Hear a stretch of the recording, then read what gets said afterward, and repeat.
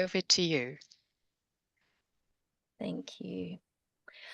Welcome, everybody, to all the Anns and everyone else in the room. Appreciate your time today. I'll just share my slides up here so everyone can see. So I'm really excited to talk to you all today about artificial intelligence. Funny little story. The first time I talked about AI, there was quite a few people from the rural communities. And because I didn't explain AI was referring to artificial intelligence, a number of people thought it was artificial insemination. So that was a little bit confusing to begin with. So now I like to make sure I introduce that it's artificial intelligence governance, nothing else. So before we get started, I'd like to invite you all in acknowledging the First Peoples and their connection to country. In Australia, this connection has been maintained for more than 60,000 years. It exists today and it extends into the future. So together we acknowledge the elders and ancestors of country, the countries that we're all on, that we live and work, pay our respects to elders past and present, and recognise and celebrate the diversity of Aboriginal peoples and their ongoing connections to culture and the lands and waters of Australia. So as Anne said, I'm from the Institute of Community Directors Australia, or ICTA, as we like to call it. And we're a social enterprise dedicated to ensuring that not-for-profit organisations, small, large, all across Australia, have all the tools, resources, advice and training they need to be able to deliver the best programs and the best outcomes for their community. So I am really excited to talk to you about AI and governance today because as a manager, as a community deputy chair, AI is a tool that I often use in my work, my personal life, and in my volunteering. But I'm also aware that there's a lot of work to be done to ensure that the usage is safe, effective, and ethical.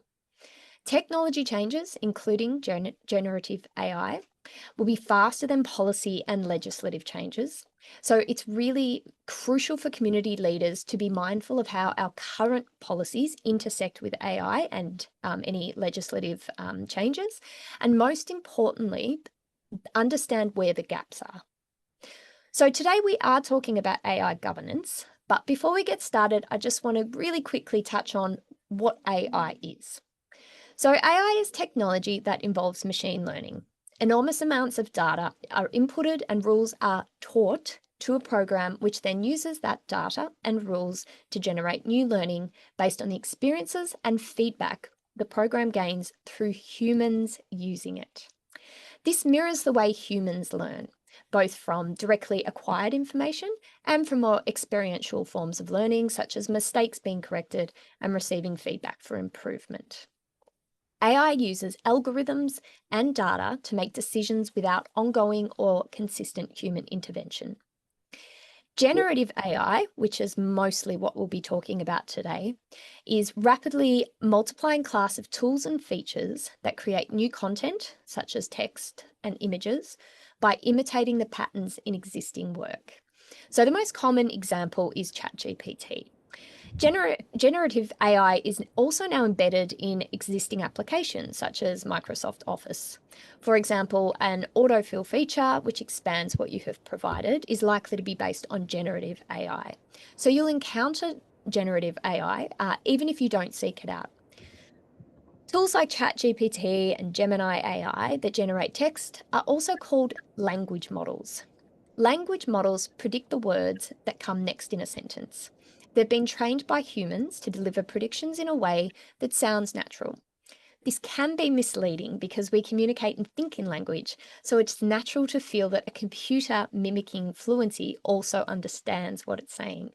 But of course, this is not actually the case. If, for example, ChatGPT doesn't actually understand anything it says, if you create a PowerPoint slide, for example, about a weight to bear, B-E-A-R, you'll probably receive photos of polar bears or brown bears holding weights. So the understanding of the words, but that context and actually being able to understand what it's saying is quite different. But it doesn't mean that language models aren't useful. They definitely can be. It's really important to remain skeptical about the intelligence of AI tools, and that skepticism helps us to evaluate the quality and the accuracy of what we generate. Before we get stuck into it, though, I'd love to know a little bit more about how you feel about AI. So I'm going to share a Mentimeter with you. So let me just quickly change screens. So you should be able to see that Mentimeter on there. You can see at the top, join at menti.com. So you could do this on your phone or just in your browser on your computer. And then use that code 64753827. And I'd love for you to share one word about AI, how you feel about it.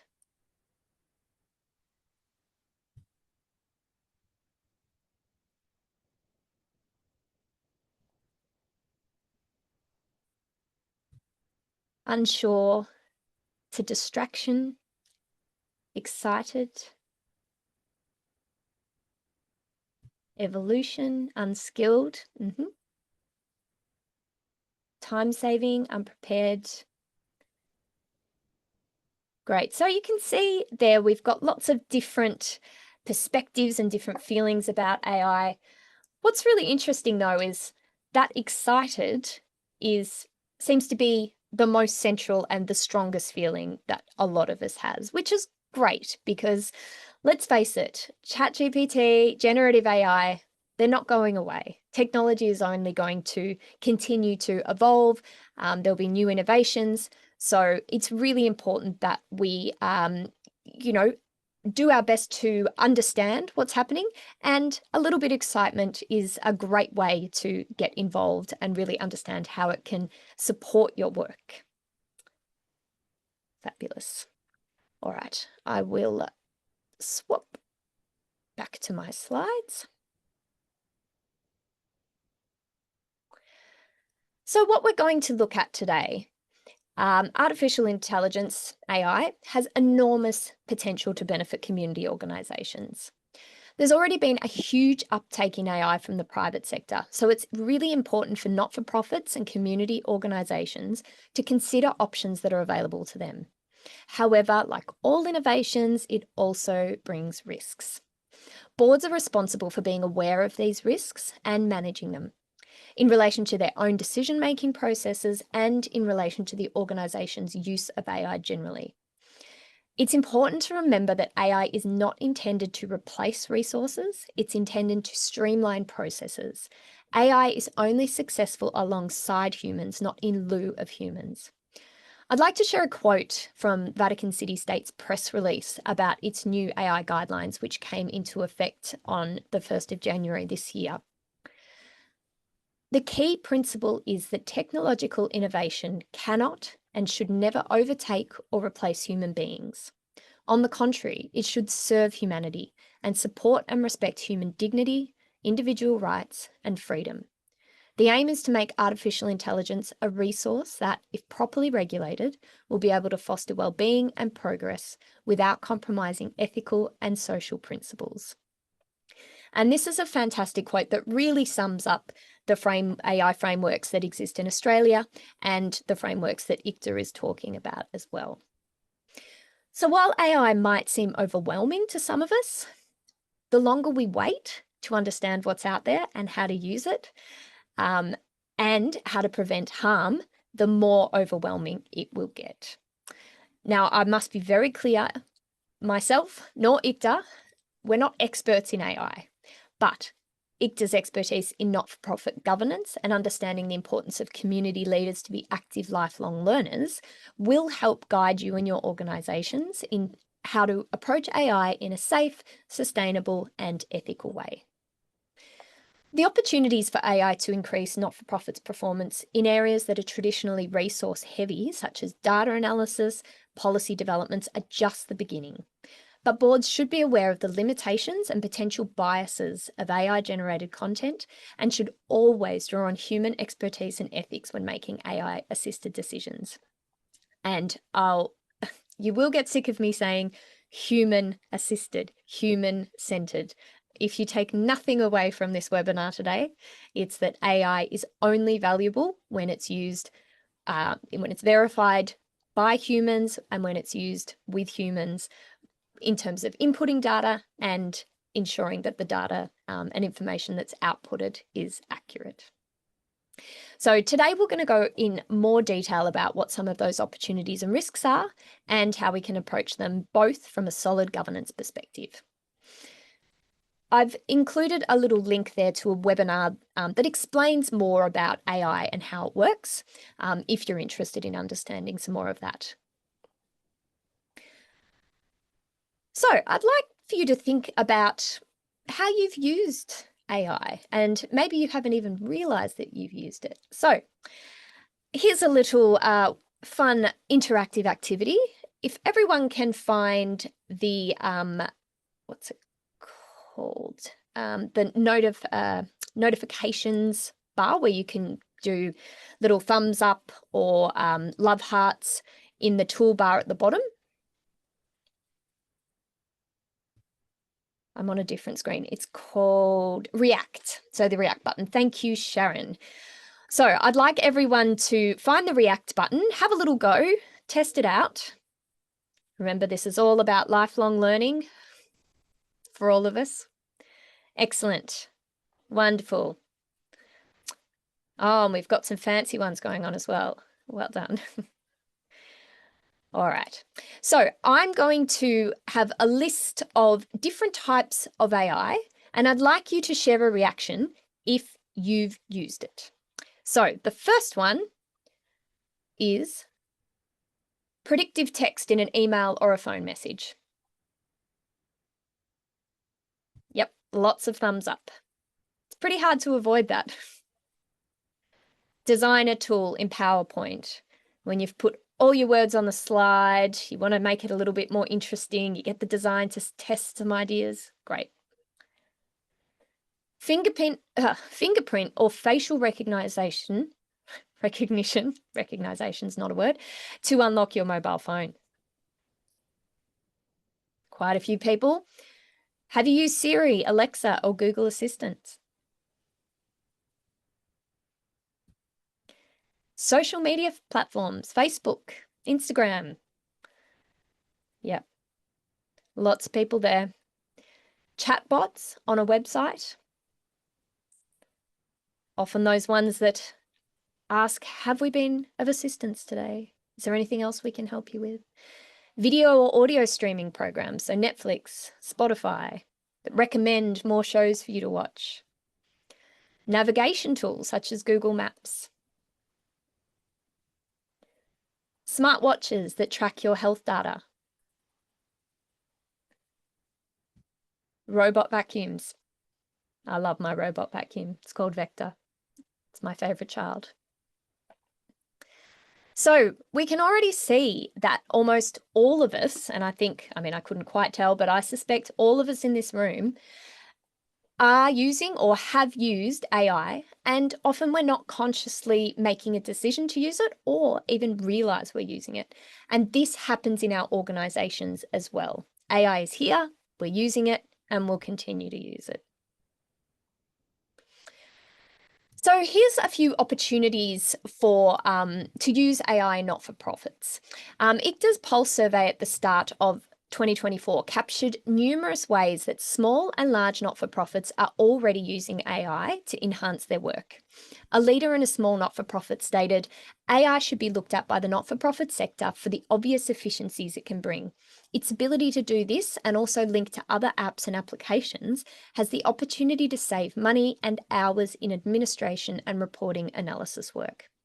We can still keep sensitive customer data out of the model, which is essential, and train it to be of use at an operational, strategic, and governance level. It can also be fed information, so it has the ability to learn about your sector and your organisation more broadly. You can develop personas through prompt engineering to automate customer experiences, assist with report and proposal writings, and some top CEOs even use it as a personal assistant / sounding board for strategies, ideas. According to the Digital Technology and Not-for-Profit Sector report from late last year, a quarter of Australia's smaller not-for-profits are already using artificial intelligence, and 2/3 plan to adopt it within the year. Some commentary in the report found that together, big data and machine learning can be used to extract valuable insights, which can help organisations make more informed decisions and address emerging problems in their communities. So the report shows that not-for-profits organisations have a significant appetite to consider and implement new technologies such as AI. Sorry, excuse me. AI can cross-check internal policies with external policies and regulations to ensure there's compliance. And in terms of generative AI, it could also update policy statements based on changes to legislation. AI presents seemingly opportunities across various domains in helping how we approach tasks and enhancing productivity. So in the realm of content creation, AI can generate marketing flyers, write engaging content, copy targeted to particular audiences, could streamline marketing campaigns and save valuable time, which means saving money. Using AI to kickstart ideas or edit the final result can save time, energy, and also money. Because realistically, how many small not-for-profits have resources for a copywriter or a grant writer or even a professional editor? ChatGPT is definitely my best friend when it comes to writing grant applications or board applications or even in the past job applications. Information summaries. So ChatGPT, well, sorry, not just ChatGPT, AI, this is definitely not an ad, can help review reports and create executive summaries for your own reports as well. So take out some of that sort of heavy administration work that often we don't have time to do. Data analysis, a critical aspect of decision making, benefits immensely from AI-powered tools. Advanced algorithms can quickly process and analyze vast data sets, extracting actionable insights and aiding informed business strategies. Data is also powerful evidence for funders and can lead to better outcomes in terms of grants or other funding applications. Using AI to personalise interactions with donors to refer to specific interests or the way they've interacted can increase donor engagement in a way that would be beyond many small to medium not-for-profits. It can also help you track lapsing donors or members to reignite their engagement. AI can provide charities and not-for-profits with greater insight into the patterns of their donation data by predicting likely behaviours from current and potential donors.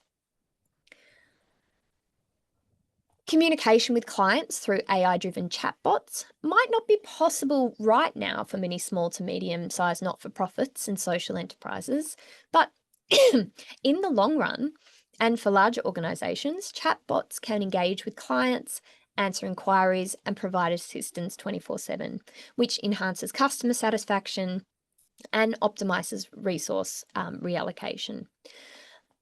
It's really important, though, that this is used ethically with a warning that it's a bot and not a person. And that this needs to enhance customer service, not replace it completely. And I've got an example later of where that did not go well. In terms of time saving, AI can automate mundane tasks like calendar scheduling, social media posting. AI algorithms can analyze user behavior and suggest optimal posting times and content, maximizing outreach and engagement. Transcription services also benefit from AI, converting audio into text swiftly and accurately. And this expedites the availability of important information and facilitates efficient documentation. And finally, AI can enhance writing clarity by offering style suggestions and grammar corrections. AI algorithms can analyse writing patterns, recommend improvements, and ensure that the final product is clear, coherent, and engaging. A fun little thing to try is ask a generative AI language model to write in the style of a particular author or a particular organization just to see what the difference is and how well they do it. It can be quite exciting. So if you've had experience using AI for any of these areas, this is a really great time to share in the chat. One of the really valuable parts of being part of a network and part of the community sector is that we're so good at sharing what we've learnt with each other. So I'd love to provide this opportunity for everyone. If you've had experience, something that's worked well, share it in the chat so other people can learn from what you've learnt. And finally, AI is only successful as the humans that are programming it and teaching it. So it's important that you use this as a tool, and like all tools, there's some practice and mastery involved before it becomes as valuable as it can be. So you can see this quote from the National Framework for the Assurance of AI in Government. Governance structures should be proportionate and adaptable to encourage innovation while maintaining ethical standards and protecting public issues.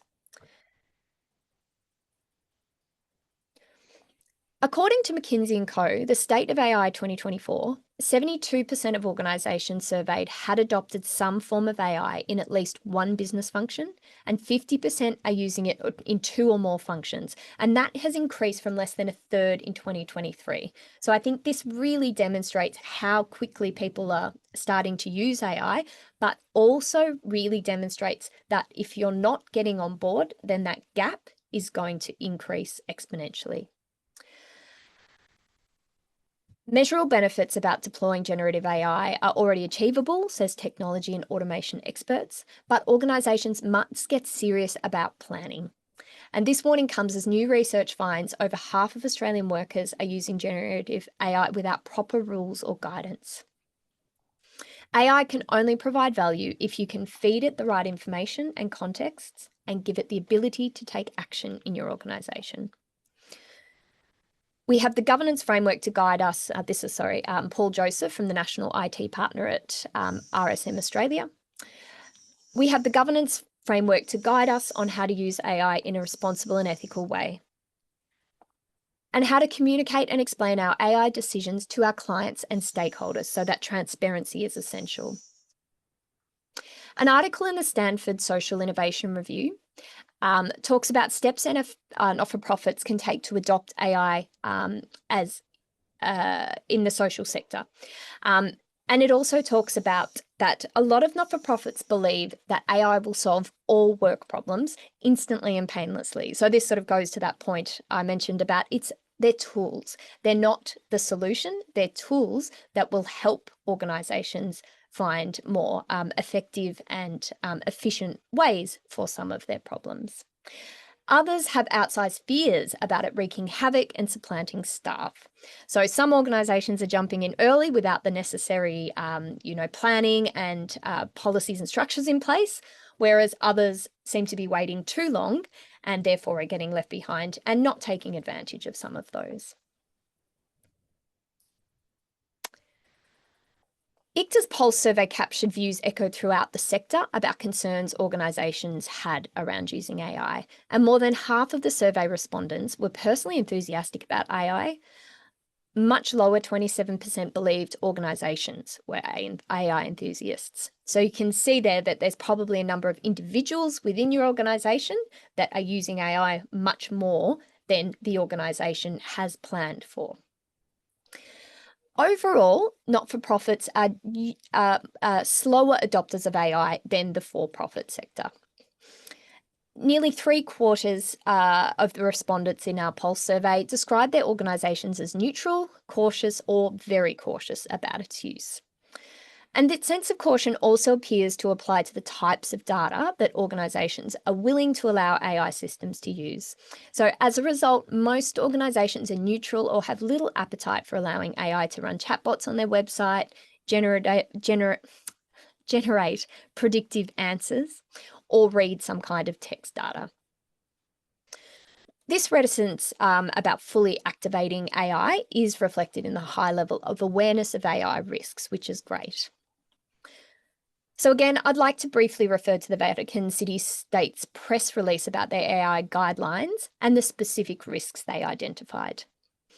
So some officers were given specific guidelines pertaining to their field. So such officers are dealing with personal data and data processing, scientific research and healthcare, copyright protection, cultural heritage, maintenance and services, administrative procedures, human resources and labour practices, judicial activities, and security. So again, important to understand that there's not a one-size-fits-all approach to using AI across the organisation. It's really important to understand the different risks involved in using different kinds of data in using different kinds of AI and programs for different kinds of data. And to be really clear, it's not recommended at all to put any kind of personal or sensitive information into an open source AI or even a closed source. It's best to err on the side of caution in terms of personal and sensitive information. So let's look at where the board's role is in all this. So the board is responsible for setting the organisational direction and ensuring it gets there. So it's important to avoid guru-led governance. Everyone in the board must understand the risks and opportunities. It's not okay to just rely on the one techie person and assume that they've done all the research and that they will have all the answers. Just like understanding finances, understanding AI just requires a little bit of research and training. As with all areas of governance, ignorance is not an excuse, so all members need to feel comfortable enough to make informed decisions. Australia's Artificial Intelligence Ethics Framework, which is the voluntary guide aimed at making organisations' use of AI safe, reliable and fair, is now 4 years old. So while most of the principles are still completely relevant, it's also important to acknowledge that, as I said earlier, the technological changes are happening so quickly that it's not possible for legislation guidelines to keep up. So rather than try and retrofit everything, organisations just need to be really clear that they need to have that AI context in when looking at current policies, current legislation, and how it might apply. So we'll have a look at these sort of key areas of using AI to assist board decision making. And then briefly, we'll have a look at in terms of the board governing operational use of AI. So ethical bias. The board should reflect the diversity of the community it serves. And it's important that the board is really having that understanding of what's being fed into AI and what's being spit out, that there is no biases that might have, the machine might have learnt. We know that AI is inherently biased because it's based on the people using it, and that will be based on, the majority. So having that understanding of where non-dominant voices and personas are reflected in AI is really important. So where possible, the board needs to think about AI systems being trained on diverse and representative data. Sorry, I just was one slide ahead. Accountability in decision-making.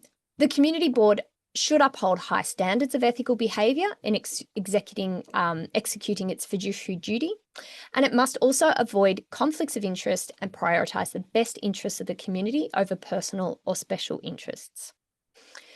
Determining accountability for AI-related errors or decisions based on AI-generated information can be complex and might expose the organisation to legal and ethical liabilities.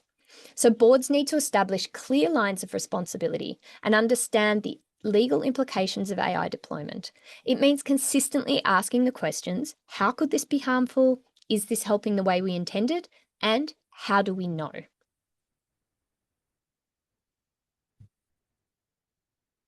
The community board is accountable for making informed and ethical decisions which can be clearly communicated to the community it represents. So decisions must be communicated as if the board is a single person. No matter how the decisions came to be made, they should be reported as consensus decisions. AI-powered systems may face situations requiring ethical decision-making, ethical suggestions, or ethical answers. So boards must ensure that the organisation's use of AI and AI-powered systems aligns with its core values, and they must establish frameworks for ethical choices. The board should establish ethical guidelines for AI use that reflect the community's priorities. How does AI align with the values of the organisation and the community? If something does go wrong, does the board feel comfortable with their decision to deploy the product or decision? And how will you defend that?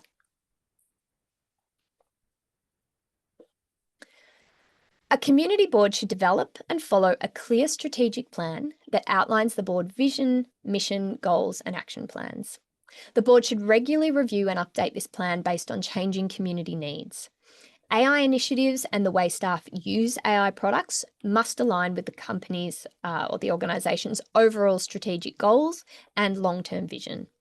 The board should ensure that AI deployment is in line with the organisation's broader business strategy and the organisation's overall purpose.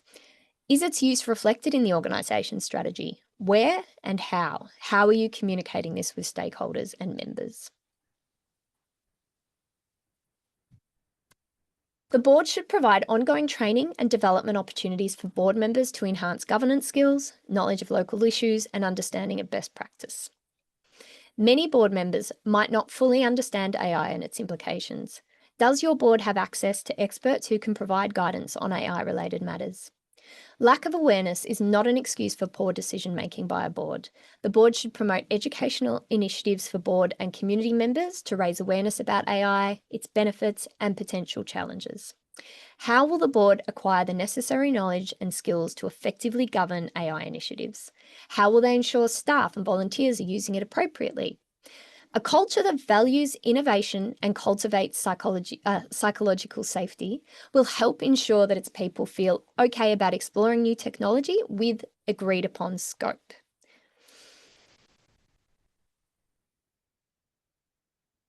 So now we'll have a look at the role of the board in terms of overseeing AI use within the organisation. So the community board should treat data as a valuable asset and ensure that proper measures are in place to maintain its integrity, protect it from inappropriate disclosure, ensure it's not misused, and ensure it does not contravene laws or sector standards. As I mentioned earlier, many laws and policy will not keep up with the rapid changes that will be seen in AI, so it's essential that we consider current legislation in regards to AI and especially privacy. The collection of use of data in AI, the collection and use of data for AI purposes raises data privacy concerns. For example, without proper processes and policies in place, a staff member could copy and paste sensitive information into an AI system which is not secure. And most organisations will be using AI systems that are not fully secure. The use of AI often involves processing sensitive community data. As the technology is new, questions should be raised regarding who owns the data produced by AI and what laws govern the data. So boards need to ensure that data privacy and protection measures are in place to protect community members' sensitive information from unauthorised access or breaches, and from being loaded into an open source environment. So that means publicly available or searchable for other people. The board needs to oversee robust data governance practices, ensuring that sensitive information is protected and that the trust of customers, the community, and other stakeholders is maintained. The board must ensure constant vigilance regarding legislative changes affecting the use of data and AI and data ownership. And again, much of this goes back to awareness and training and a psychologically safe culture that responds to mistakes efficiently and ethically. The community board also must recognise that its human resources are its most valuable asset. And particularly when there's a lot of concerns around AI taking jobs or replacing humans. The board should prioritise the well-being, engagement and professional growth of all the organisation's employees, particularly the CEO.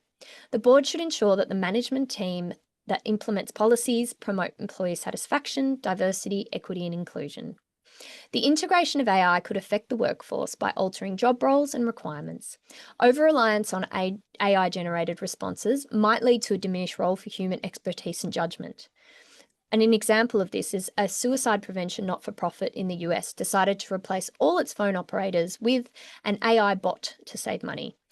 Unsurprisingly, they abandoned this idea relatively quickly, but not after some deeply troubling feedback from clients.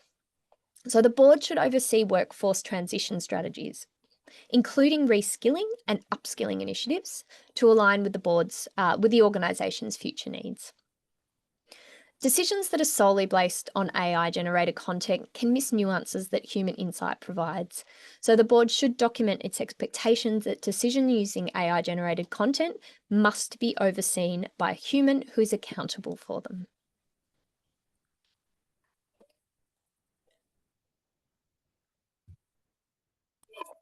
Now, I've mentioned the importance of the board's due diligence a few times today, but I don't think it can be underestimated.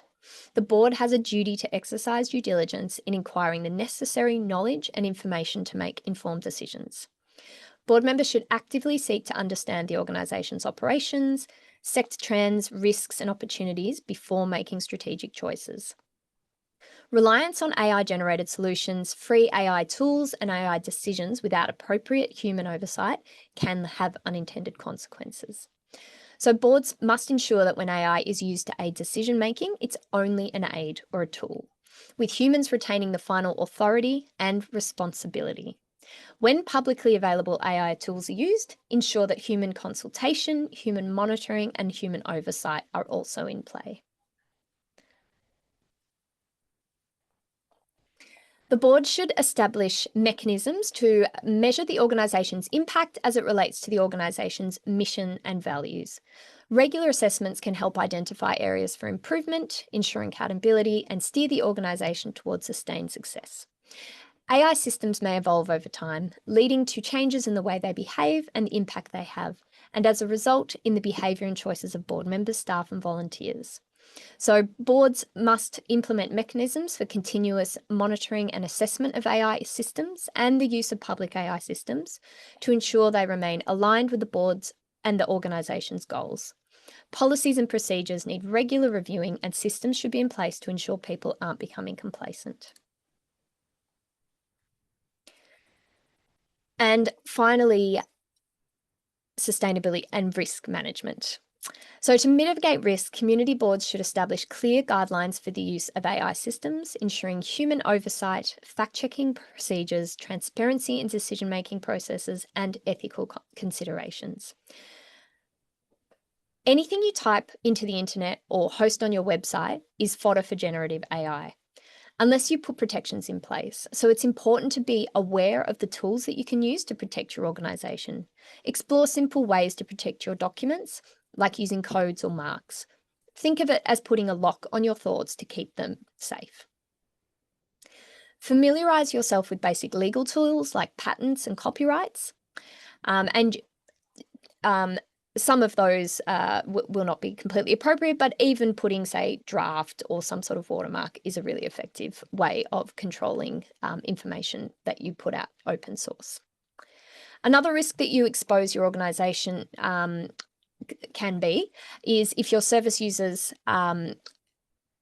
anyone within the organisation actually use generative AI and it contains false facts. And everyone that has used ChatGPT at some point to ask something usually will discover that ChatGPT does not know everything and will make things up for no particular reason. So it's really important, again, that there is that human oversight and you're not just taking things on face value. And more generally, remember that the initial output of AI tools is designed to satisfy the largest number of people. So it means it's usually generic rather than tailored to your organisation's audiences. So there's a lot of work that needs to go into making that tool work best for you. So the board holds the ultimate fiduciary duty and responsibility for the organisation's sustainable well-being, financial health, and mission fulfilment. And the board is entrusted with the duty to act in the best interests of the organisation and its stakeholders. So it must exercise due diligence in overseeing all of the board's and the organisation's operations. The adoption of AI may not always align with the board's financial capacity or staff capacity or capability. So the board should avoid over-reliance on external technologies that might become unsustainable in the future if the technology requires payment for usage. Developing strategies for allocating resources and building organisational capacity and adaptability will help community organisations make the most of AI technologies without compromising their financial stability and mission-driven work. Community orgs could be left behind without an organisation-wide strategy for obtaining the resources required to remain, I hate to use the word competitive, but to remain relevant in a very quickly changing world. So in summary, it's extremely important to start the AI journey with really understanding and auditing the current usage of AI in your organisation. Then being able to align capacity and resources with ambition. Ensure that your risk management aligns with your AI strategy and that all policies are you're looking at them within the context of AI as well. Create a system to govern AI use. And finally, if you take nothing else away, AI is to support, not replace humans. So we've gone a little bit over time, but we started a couple of minutes late. So I'm going to just not worry about that too much. Now, I'm not sure there's Great. So there's some fantastic comments in the chat. Thank you. I highly recommend people have a look at that. There's also some recommended reading that I have for you if you'd like to just go a little bit further into this. We have a book that goes into a lot more detail on everything I've talked about, and there's links there to ICTA's AI governance framework template. So thank you so much for your time today. I really hope you've enjoyed this session, and the information that we've briefly talked about is a good start for you and your organisation to start thinking about managing and putting together an AI framework. We will be going into more depth around what an AI governance framework actually looks like and how the steps you can use to implement one in your organisation. When I come for the workshop in March. So I highly recommend coming along to that, and look forward to seeing some of you there. Thank you, Nina. Thanks very much for your presentation. I might just quickly ask our audience whether they've got a quick question for you, if that's okay. But you will see Nina at our conference from the 19th to 20th, and Nina will be there on the 20th of March on the second day of our conference. So hopefully we'll unpack a little bit more on how to approach a framework on using AI safely. But are there any questions from anyone? Just a quick one, perhaps? If not, we will just give a few seconds. No hand raising using the react button. Okay, probably safe. Thanks, Nina. Thanks, everybody, for joining us, and look forward to seeing Nina in person in